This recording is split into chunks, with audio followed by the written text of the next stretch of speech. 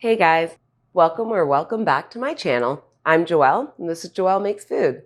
So today we're doing an easy, delicious side, something very good to execute at dinner time, especially if you don't have a lot of time, and quite frankly, you don't want to spend a lot of time cooking. So I chose garlic roasted cauliflower to do with you guys because it just tastes really great. It's also really easy, and I find I can use it as a replacement for cauliflower rice, and I can also use it in some instances to replace potato. So as a disclaimer, I already know it's hard to replace potato, and I don't want to make a bold claim, but at the same time, roasting cauliflower with garlic, sea salt, and olive oil really pulls onto those flavors that you would get from roasted potato. And you also get some of that creaminess and crisp on the outside. So really, it's a win-win.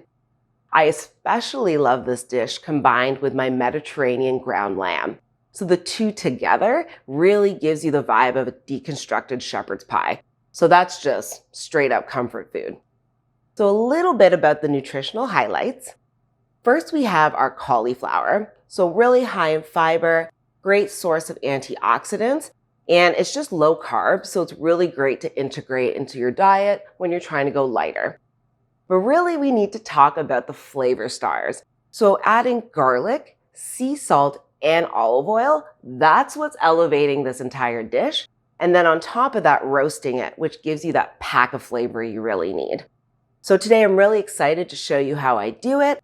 So let's get into the kitchen and let's get started. So before we get into the kitchen with the cauliflower, let's prepare our baking sheet with parchment paper. So this is great. No sticking and less cleanup, so that's a bonus.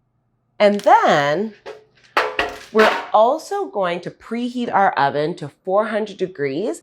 We're gonna do it on roast, and remember to put your rack up to the top. So you wanna be able to get that cauliflower close to the element so we can get those crispy bits on the edges. So to get started, I peeled my garlic, and now I'm gonna crush them in a bowl and set it aside. I like to get this done first because then I can evenly distribute my garlic a little bit easier once I've chopped up the cauliflower. Now, if you don't have a garlic press, you could also finely mince this garlic, or if you had a garlic zester, so a microplane. I choose the press because I like the fact that the actual pieces of garlic are a little bit thicker, so they actually look like pieces of garlic versus microplaning, which pulps it. But at the end of the day, you're still getting massive flavor. Oop, and sometimes you lose some. And now we're ready to move on to our cauliflower. So I'm taking a full head of cauliflower. We're gonna cut that bad boy in half and then take all the leaves off the bottom. Make sure you get any hidden little guys out of the leaves. Now for this recipe, I'm gonna show you how I chop my cauliflower.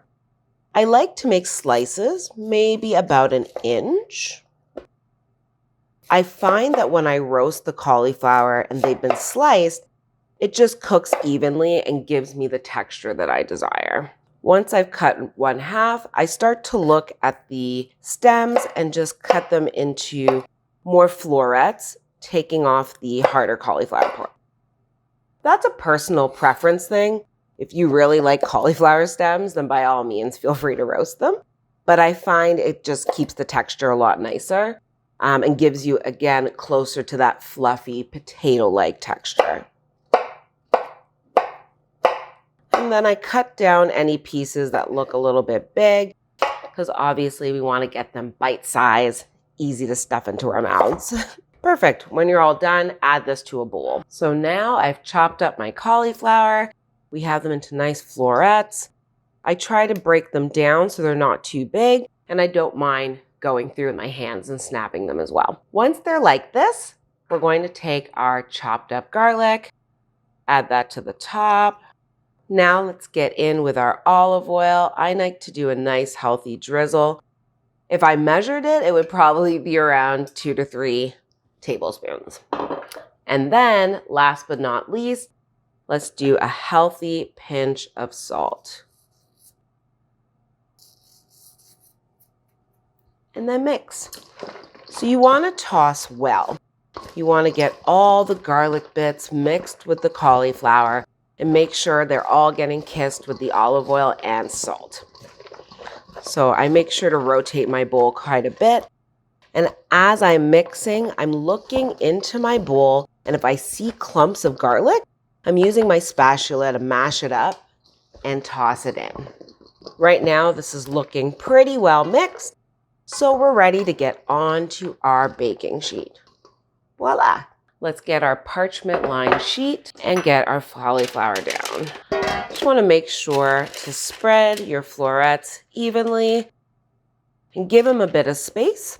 As we roast, if they have space, it gives them more opportunity to get nice and crisp around the edges. Perfect. Now let's get these bad boys in the oven. And now let's set our timer to 20 minutes. So our 20-minute timer just went off. Let's check out our cauliflower. Ooh. So as you can see, we have some great color at the edges of the cauliflower. I'm gonna take my spatula, give it a quick toss, and give it 5 more minutes. I wish you guys could smell what's coming off of this cauliflower. A lot of garlic, just deliciousness. So we gave it a good toss. We're now gonna make sure we've distributed it. Again, so we can give it as much opportunity to get little crispy bits on the edges. That's pretty good. And now let's set it back in the oven for 5 minutes. Let's see our cauliflower. Ooh, yes. So here we have it. Our finished cauliflower, really nicely kissed with some roasted edges, little crispy bits, while still looking really nice and fluffy. Perfect. So here we have it, guys. Our garlic roasted cauliflower. This smells absolutely delicious, and I am ready to dig into lunch. So I want to remind you guys, this is very versatile and can be used in many different ways.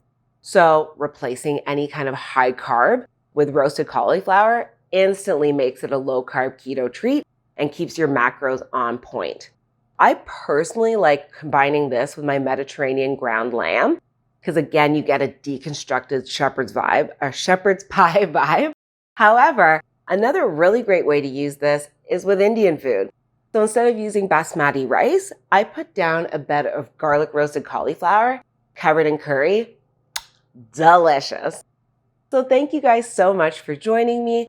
Please remember to hit subscribe so you don't miss any of my recipes. Remember to check me out online at joellemakesfood.com and also look for my nutritional services. I'd love to chat and see how we can work together. Have a great day, guys.